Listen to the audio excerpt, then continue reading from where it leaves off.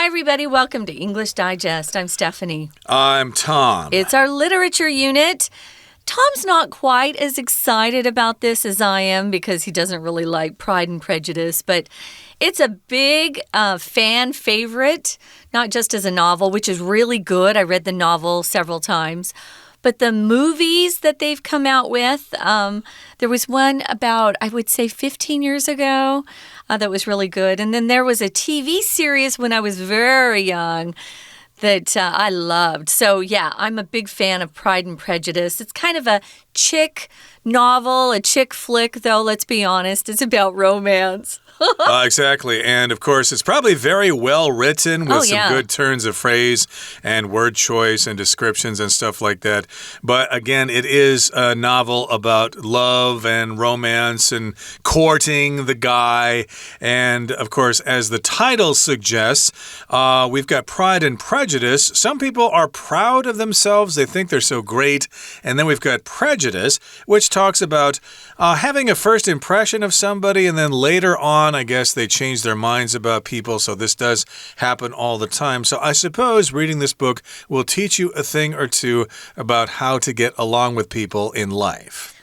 Well, I think there's a really good lesson in here about not prejudging people based on first impressions. Sometimes you meet someone for the first time and wow, you just don't really hit it off, or you think, ooh, I don't like that person, or maybe they're having a bad day and you walk away and you think, oh, that person's kind of negative or whatever. And then you get to know them better and you find out, no, I was wrong. So sometimes it's best not to judge someone, especially on your first meeting or by first impressions. Indeed. So let's find out what this book is all about in day 1 and day 2. Of course, we're going to be summarizing the plots, and in the third day, or on the third day, we're going to actually talk about the story and the author herself, Jane Austen. But let's start to find out what this story is all about. Let's read the first part of our lesson, or at least let's read day 1 of our lesson from top to bottom.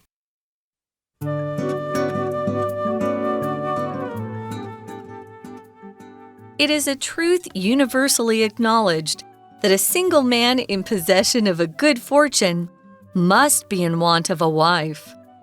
So begins Jane Austen's masterpiece, Pride and Prejudice. However, the real story starts when the Bennet family hears that a local estate has been rented by Charles Bingley, a wealthy bachelor. Mrs. Bennet is determined that one of her 5 daughters, Jane, Elizabeth, Mary, Kitty, or Lydia, should catch his eye. At a local ball, Bingley dances twice with Jane, the prettiest of the Bennet sisters, and seems favorably inclined toward her. However, Bingley's friend, Mr. Darcy, who is also single and is reputed to be incredibly wealthy, seems to look down on the Bennets. Elizabeth, the wittiest and most outspoken sister, takes offense at Darcy's snobbish pride, though she's pleased Jane and Bingley seem genuinely fond of each other. Their mutual attraction leads to Jane and Elizabeth visiting Bingley's estate. Darcy, exposed to Elizabeth's sparkling personality in this more intimate setting, seems more interested in her, though Elizabeth still doesn't care for him at all. 2 more people are interested in Elizabeth as well, one of whom is George Wickham, a soldier with a connection to Darcy's family. After Elizabeth rejects a proposal from another suitor, she grows closer to Wickham, whom she feels sympathy for when he tells her Darcy deprived him of financial security. Unfortunately for the Bennets, however, Bingley suddenly leaves for London. It appears he has no interest in pursuing a marriage with Jane. Okay, let's talk about the contents of our lesson for today. Again, the title is Pride and Prejudice and the Danger of First Impressions. So, of course, when you meet somebody for the first time, you want to make a good first impression so that they'll think favorably of you and that you can get to know them better. So, I guess if you're going to meet your girlfriend's parents for the first time, yes, you want to give them a first impression, etc., etc. And later on, of course, they'll probably be more willing to let you marry their daughter if you propose to her. And I guess that's what this book is all about. First impressions. Sometimes our impressions of people at the beginning are wrong, and we need to modify our opinions of others as time goes on. Now, here's how the book begins. It begins by saying, "It is a truth universally acknowledged that a single man in possession of a good fortune must be in want of a wife." Okay, so basically that means this is a truth that everybody pretty much agrees with. If you're single and if you're rich, then of course you probably want to find a wife. So yeah, here we've got the phrase to be in want of, which means you desire that thing or you need that thing, although we don't really use that too commonly nowadays. You'll find this in literature more often. This is a joke line, by the way, guys. This is funny. This is what most women believe. I'm sure the men weren't acknowledging this universal truth, but boy, the women sure did. Especially mothers who had daughters that were just about the age that they should start looking for a husband.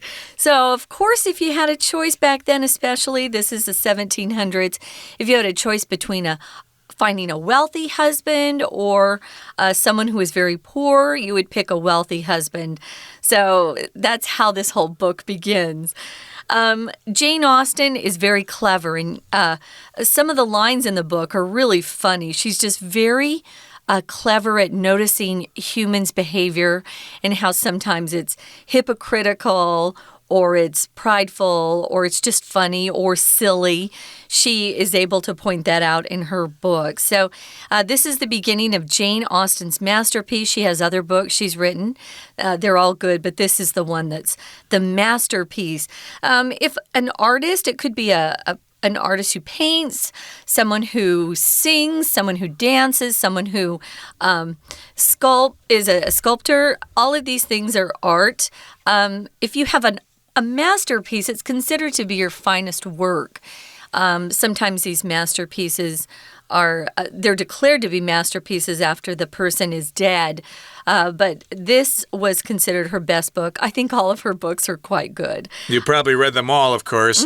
I've maybe read a total of one paragraph in those books and probably thought, oh, this is a chick book. Yeah. I'm sure it's well written and it's funny. A great work of literature, but it's just not for me. I would rather read like Captains Courageous or Treasure Island or 20,000 Leagues Under the Sea. Not me. Or stuff like that. However, the real story starts when the Bennet family hears that a local estate has been rented by Charles Bingley, a wealthy bachelor. So again, we've got the Bennet family, and nearby there's a local estate, which is probably a very large home with a very large yard or garden around it, many, many acres. That's where rich people live, so of course it's a local estate. And it's been rented. It hasn't been bought, but it's been rented by someone of the name Charles Bingley, who just happens to be a wealthy bachelor. Yes, indeed, that's what a lot of women are looking for. I'm looking for a rich guy who is available. So if you're not married, you are a bachelor. And you could also refer to unmarried women as bachelorettes, a bachelorette. Yeah, there's actually a couple of famous TV shows in America right now.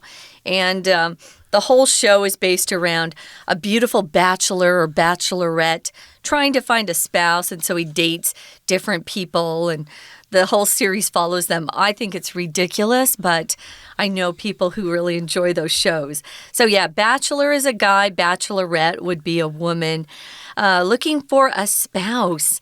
So Mrs. Bennet is very determined that one of her 5 daughters, that was kind of bad luck. They didn't have any sons to help, bring in money. Back then, the daughters couldn't do much but sit around and look pretty. They weren't the highest class. class where they had a lot of wealth, but they weren't the lowest either. So they didn't have to, do manual labor or work out in the fields. But they didn't have a lot of money, and 5 daughters, every time one of those daughters needed to get married, back then it was tradition that the father of the daughter would give the husband's family some money. It's called a dowry. So it cost a lot of money to have 5 daughters who needed husbands back then. So again, Jane, Elizabeth, Mary, Kitty, or Lydia. These are all the 5 daughters. You'll find out that the first 2, Jane and Elizabeth, are really cool, pretty, funny, and then the others have issues. Okay, that's fair enough here. And of course, that's a lot of women there, many daughters there that they have to marry off. And of course, Mrs. Bennet really wants to see one of her daughters catch his eye, get his attention, and make him interested. And maybe he will pursue one of her daughters and eventually marry her. And they'll get a lot of money as a result. Well, at a local ball, which is like a large dance, Bingley dances twice with Jane, the prettiest of the Bennet sisters, and seems favorably inclined toward her. So that sounds pretty fortunate there. Mr. Bingley there, Charles Bingley, the wealthy bachelor, actually dances with the oldest daughter, Jane, and he seems to like her. He is inclined toward her, and maybe he'll pluck up the courage to ask her out on a date. He might. Back then they didn't have movie theaters or KTV places to go and hang out with your friends or people you might be interested in. They would have those big balls, these big dances. It's kind of formal back then. So at the local ball, this is the second paragraph, guys. Bingley dances twice with Jane. Oh, it's a big deal if you dance twice at some of these balls with the same person. Now, she is the prettiest of the Bennet sisters. She's also very, very sweet, very kind.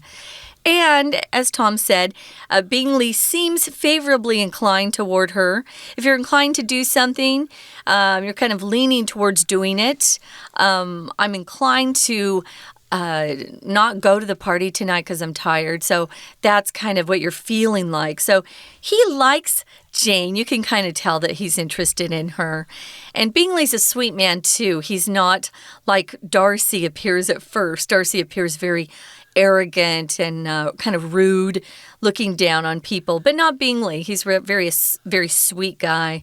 He's not as wealthy, but he's very, very kind. And we'll find out about Mr. Bingley's friend, Mr. Darcy, in just a couple of seconds. But right now, we're going to take a break and listen to our Chinese teacher. 听众朋友大家好，我是安娜。我们今天开始连续3天要带大家来看一本很有名的小说哦，叫做《傲慢与偏见》Pride and Prejudice。 那这个小说呢，我们通常在谈小说情节的时候啊，通常都会用现在简单式就可以了，除非在情节当中又提到更之前发生的事情，才会用过去式。为什么会这样呢？我们常说，因为小说啊、电影啊这些作品，其实它会重复的被观看、被阅读，所以我们在谈情节的时候，其实用简单现在式就可以了。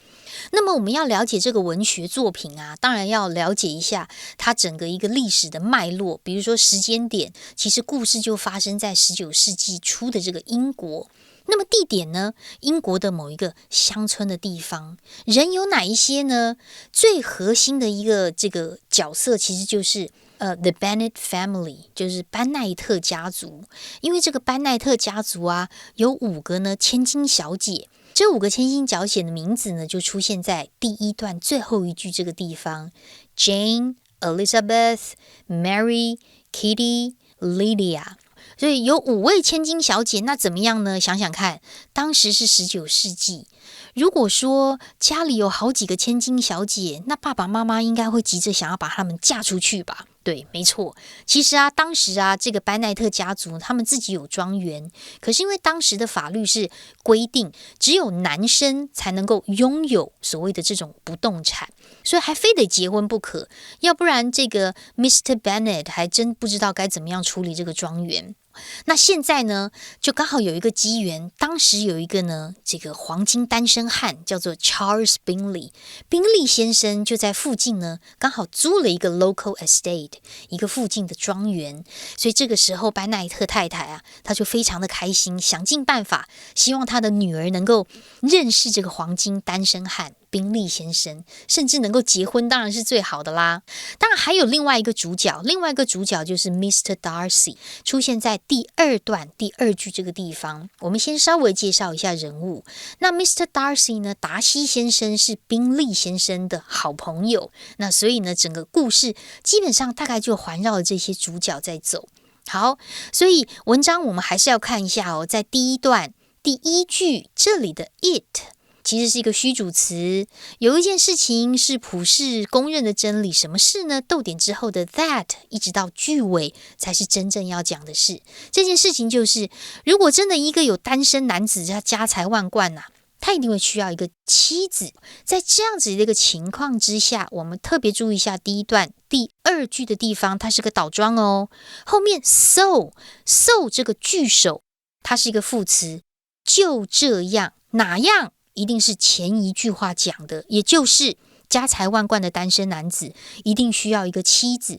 就是这样，在这种情节之下 begins 动词，接下来才发生了主词 Jane Austen， 后面一直到句尾他的作品。好，那么接下来我们就来看一下这整个故事的发展就开始咯。在第二段的第一句的地方，当时呢，在一场舞会上啊，宾利先生跟班奈特姐妹当中最漂亮的 Jane， 她也是老大，她跳了2支舞，而且宾利先生似乎好像对 Jane 有了好感哦。We're going to take a quick break. Stay tuned. We'll be right back.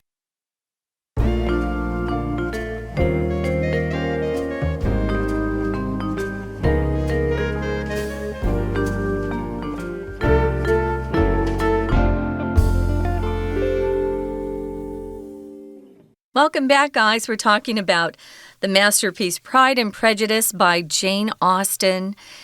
Jane Austen was a wonderful writer, and sadly enough, she never did find her own true love.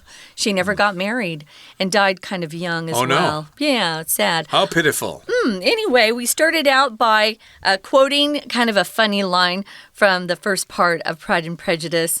It's a truth universally acknowledged, or everyone agrees, that a single man who has a lot of money must want a wife.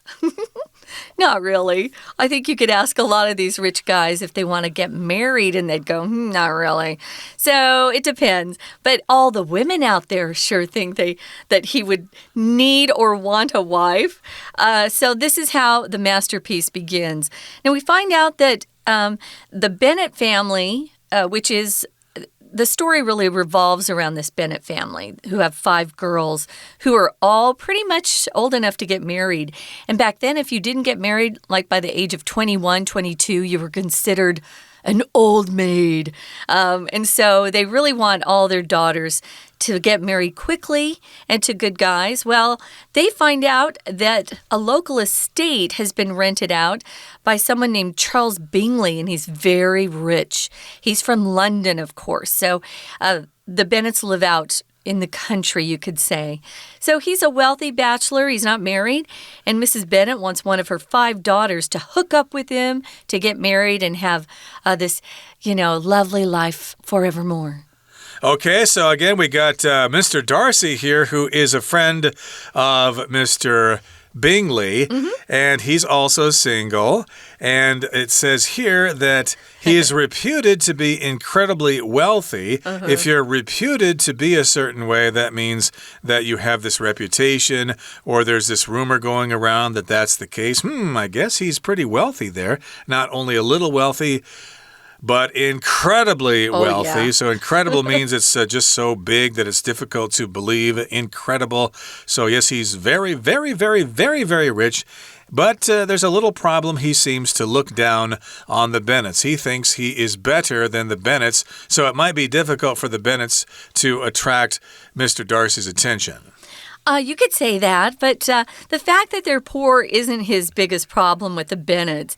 He doesn't think they're very sophisticated, and they act kind of silly, which is true. He sees the sisters, the mother, even the dad at times acting silly, so he's not impressed. Here we also have Elizabeth. Now, we talked about Jane. She's very pretty and she's kind.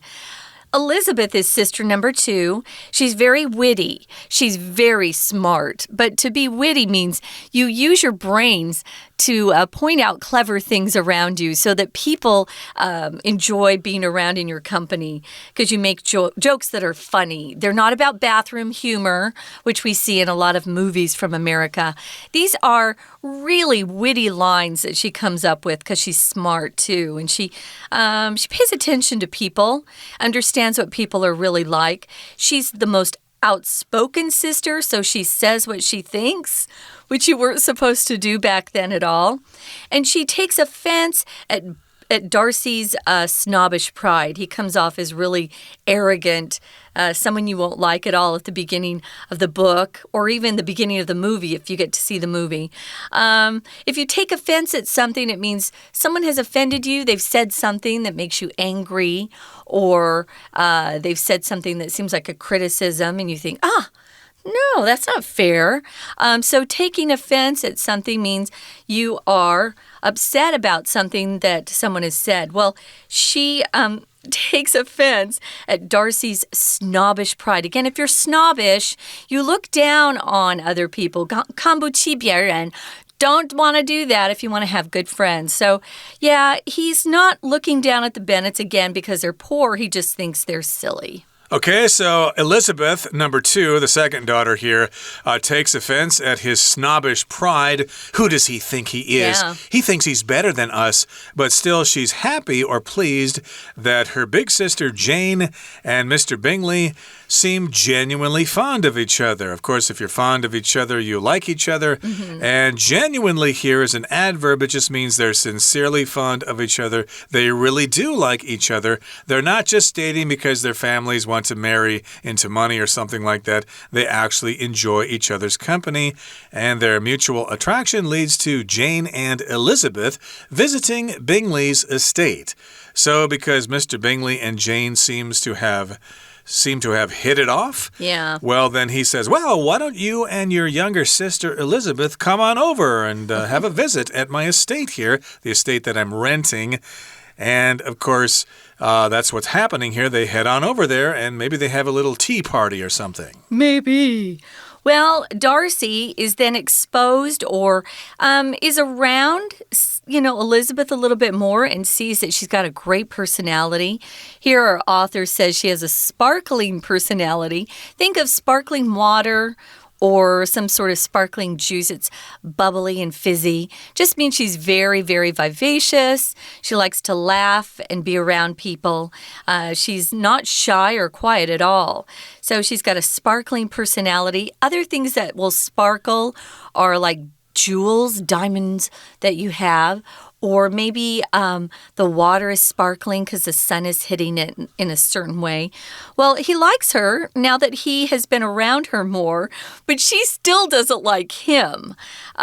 She decided he just wasn't a nice guy at all. So moving on to the final paragraph, it says 2 more people are interested in Elizabeth. One is George Wickham.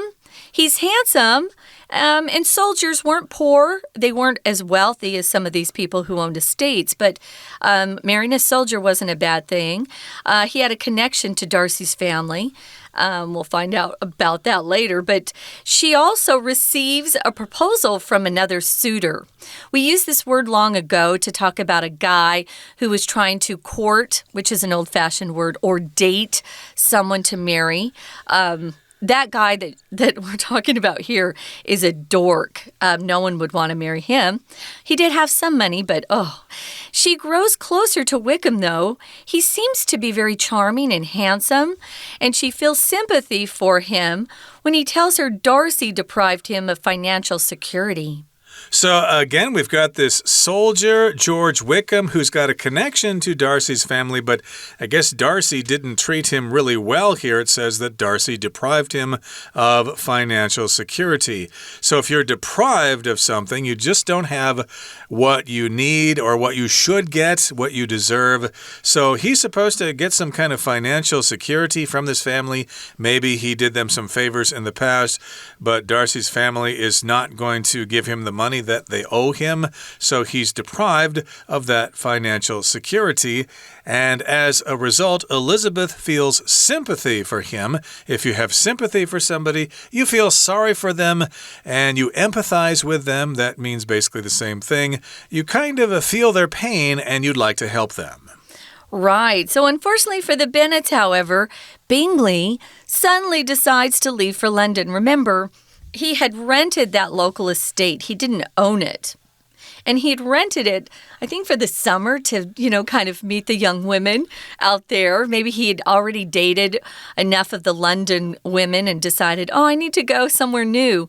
Well, unfortunately for Jane especially, who is already in love with Bingley, he decides to take off with Darcy, and they're gone for the rest of the year. So it appears he has no interest in pursuing a marriage with Jane.